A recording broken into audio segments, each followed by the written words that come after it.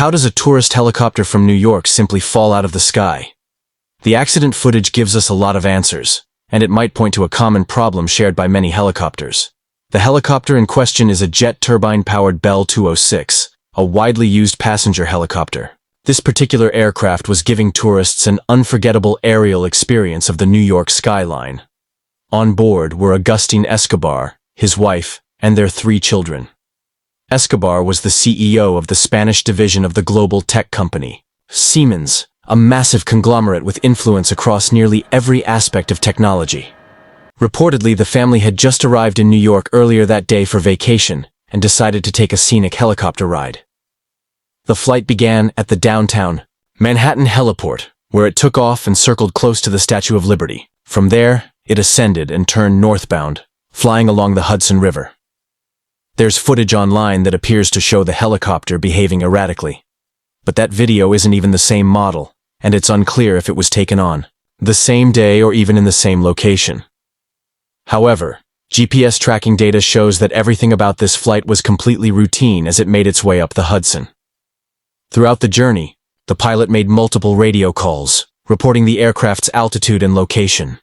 Ranger, southbound 900L, southbound 1.0, Ranger Stephen, 900. In congested airspace where there's no active air traffic control, it's common for pilots to communicate using just their aircraft type instead of their full call signs. It's simply more useful to other pilots. At no point during any of these transmissions was there any sign that something was wrong. But then, just as the helicopter passed the Holland Tunnel, it suddenly fell from the sky. There were no other aircraft in the area, but if you closely examine the video of the crash, there are some critical details that may help explain what happened. First, you'll notice, the helicopter is upside down, and there's no tail boom. The engine mount also appears to be missing. In another part of the frame, you can see what looks like the rotors and gearbox still spinning.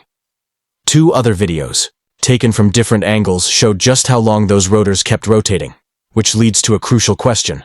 How could the main rotors and tail separate from the aircraft at the same time?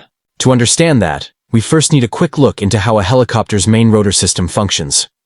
Many helicopters, including the Bell 206, use what's called a semi-articulated mast system. It features a hub connected to a pivot, allowing the main rotors to tilt semi-independently from the aircraft body. This design gives the helicopter maneuverability. When accelerating, the rearward rotor blades create more lift, which causes the entire rotor system to tilt forward. As the rotors tilt, some lift becomes forward thrust, pushing the helicopter ahead. Since the helicopter hangs from its rotor system, the body also tilts forward to follow. In normal flight, all of this happens smoothly and almost imperceptibly. Now, while helicopters are incredibly complex machines with deeply intricate flight mechanics, this basic understanding is enough to explain what might have gone wrong. There's a dangerous condition called mast bumping. It occurs when the rotor system hits its maximum tilt limit. Essentially, the hub bumps into the mast. In normal flight, this should never happen. Designers usually include enough tolerance in the system to prevent the blades from hitting the tail. But there's a catch. Under normal load, rotor blades bend upwards due to lift. However, in turbulent air or under abnormal conditions, those same blades can bend downwards. If that happens while mast bumping is occurring, the rotors could strike the tail, severing it. That kind of impact would generate enough force to tear the engine from the rest of the aircraft, and after that, there's no saving the flight. But what causes mast bumping? One possibility is severe turbulence. If vertical air movement is stronger on one side than the other, it can throw the rotors into an uncontrolled tilt. But on this day, the weather wasn't bad, so that's unlikely. Another possible cause? Pilot input. Aggressive control inputs, like slamming the cyclic fully in one direction, can trigger mast bumping.